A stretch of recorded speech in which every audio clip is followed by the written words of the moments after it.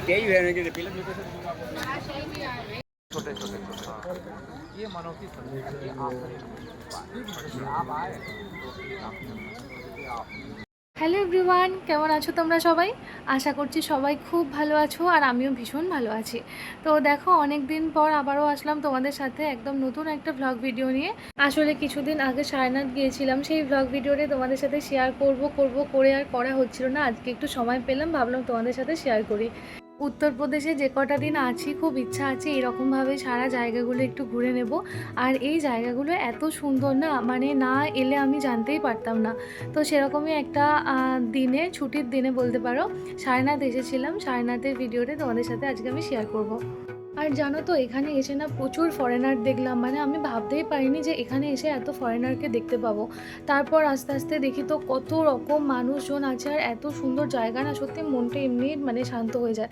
আর এখানে দেখো, টিকিট কেটে নিয়েছি আমরা, প্রায় 10 টাকা মতন টিকিট ছিল, আমার ঠিক এক্স্যাক্ট মনে পড়ছে না।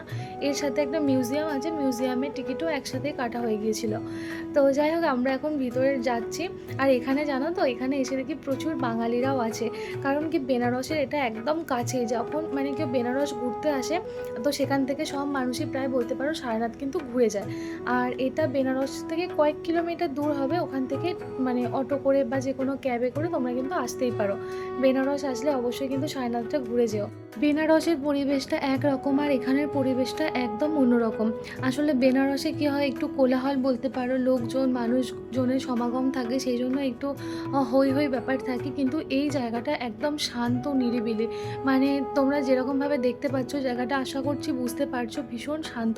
মানে কোনো মানুষজন সেরকমভাবে হই হই করছে না, কথা বলছে না, মানে এরকম টাইপের বলতে পারো। খুব শান্ত সুরে আস্তে আস্তে করে কথা বলছিল সব মানুষজন। তো এটা দেখে খুব ভালো লাগছিল সত্যি, মানে এখানে আসলে না মনটা একদম শান্ত হয়ে যায়। আর দেখো, এই যে মানুষগুলোকে দেখছো, এনাদেরকে তো বললাম বৌদ্ধ ভিক্ষু বলা হয়। ভগবান বুদ্ধ বোধিলাভের পর সারনাথেই কিন্তু প্রথম 5 জন শিষ্যকে দীক্ষা দিয়েছিলেন। আর দেখো, সেরকমভাবে এখানেও সব মানুষজনগুলো না, সামনে একজন করে মানে গুরু টাইপের কেউ আছেন। তো ওনাদের পিছন পিছনে আরও 30-40 জন মানুষ আসছেন, এসে এরকম নির্দিষ্ট জায়গা আছে, আসন বেছানো আছে, ওনারাই হয়তো মানে ব্যবস্থা করে রেখেছেন ওনাদের তরফ থেকে। তো সেখানে এসে বসে বসে এরকমভাবে ধ্যান করছে। তো এই রকম ধ্যান করছে এরকম জায়গা প্রায় আমরাই দেখলাম 20-30টা দেখলাম প্রায়। মানে বিভিন্ন জায়গায় একটু করে যাচ্ছি আর দেখছি এক একটা জায়গায় এক একজন মানে মানুষরা এরকমভাবে ধ্যান করছেন। তো ভীষণ ভালো লাগছিলো, জানো তো, জায়গাটা সত্যি একটা আলাদা রকম। আর কি বলতো, কোনো জায়গায় ঘুরতে বা বেড়াতে গিয়ে যদি সেই জায়গা সম্পর্কে আগে থেকে জানা থাকে, তো সেই জায়গাটা ঘুরতে কিন্তু একটু বেশি ভালো লাগে। আমাদেরও কিন্তু এরকমই খুব ভালো লাগছিলো। আর এগুলোকে যে দেখছো, এগুলো কিন্তু কোনো সাধারণ পাথর না, এগুলো হচ্ছে বৌদ্ধ বিহারের ধ্বংসাবশেষ বলতে পারো। প্রায় 1500 থেকে 2000 বছর আগে এইগুলো তৈরি করা হয়েছিল। বৌদ্ধ যে মানুষজন ছিলেন, বৌদ্ধ ধর্মের যে মানুষজন ছিলেন, তারা মানে শিষ্য বলতে পারো, তারা কিন্তু নিজেদের খরচে কিন্তু এই জিনিসগুলো তৈরি করেছিলেন। এবং সেটা ধ্বংস হয়ে গিয়েছিল, ধ্বংস হয়ে মাটির নিচে চাপা পড়ে গিয়েছিল। তারপরে প্রত্নতাত্ত্বিকরা এইগুলোকে মাটির নিচ থেকে উদ্ধার করে এখানে সুন্দরভাবে সাজিয়ে রেখেছে। এগুলো কিন্তু একটাও সাধারণ পাথর না, এর পিছনে প্রচুর ইতিহাস আছে। তো এই জিনিসগুলো এত ভালো লাগছিল যে প্রায় এগুলোর মানে বয়স 1500 থেকে 2000 বছর, মানে এত বছর আগে এগুলো তৈরি করা হয়েছে। আর এই যে পিছনে যে ছোট ছোট স্তূপ দেখতে পাচ্ছ, এইগুলো হচ্ছে মানত স্তূপ। দেশ বিদেশ থেকে যে বৌদ্ধ ভক্তরা থাকতো, সেই ভক্তরা এখানে আসতো তাদের নিজেদের পূর্ণ লাভের জন্য, বা তাদের যখন মানত পূর্ণ হতো তখন, মানে মানত পূরণ হলে আর কি, তো তারা এই স্তূপগুলো তৈরি করে রেখে যেতেন। তো যাই হোক, খুব মানে সুন্দর লাগলো জায়গাটা দেখে, খুব ভালো লাগলো। আর জানো তো, এইটা না ভীষণ পবিত্র একটা স্থান, মানে বৌদ্ধ ধর্মের মানুষদের কাছে। যেহেতু ভগবান বুদ্ধ এই জায়গাতেই তার প্রথম 5 জন শিষ্যকে এখানে দীক্ষা দিয়েছিলেন, সেই জন্য জায়গাটা ভীষণ পবিত্র। আর জানো তো, আমরা যখন ওখানে গিয়েছিলাম মানে দেখলাম প্রচুর ফরেনার এসেছে। মানে আমার ধারণারও বাইরে ছিল যে এখানে এত ফরেনাররা আসে।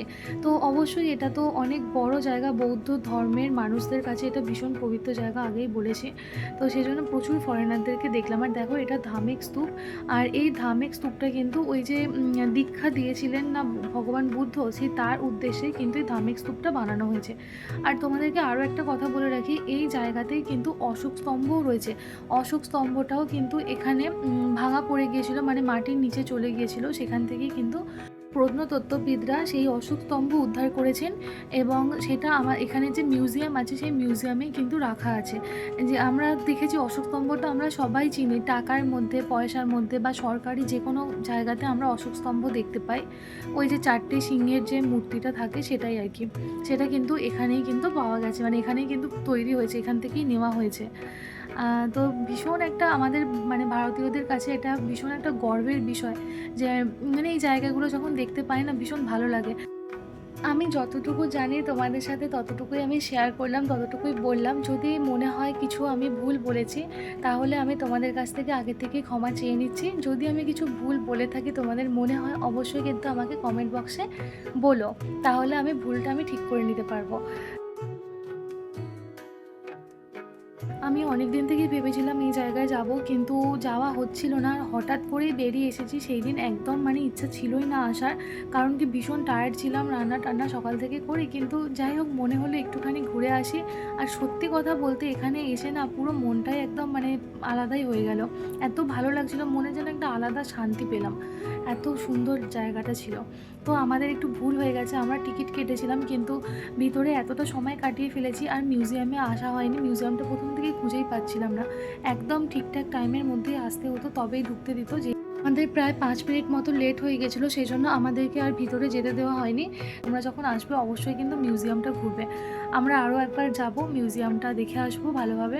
মিউজিয়ামটা যেহেতু আমাদের ঘোরাই হয়নি, সেই জন্য মিউজিয়ামটা দেখার জন্য আবার যেতে হবে। তো তোমরা যদি আসো অবশ্যই এই টাইমগুলো একটু খেয়াল রাখবে, আমাদের মতন এরকম মানে ভুলটা করবে না। তো যাই হোক চলো আমরা বেরিয়ে পড়েছি, আজকে আর কিছুই দেখার নেই, এরপর যাবো একটু বেনারসে। আজকের মতো ভিডিওটা এখানেই শেষ করছি, দেখা হচ্ছে নেক্সট ব্লগে। আজকের মতন টাটা।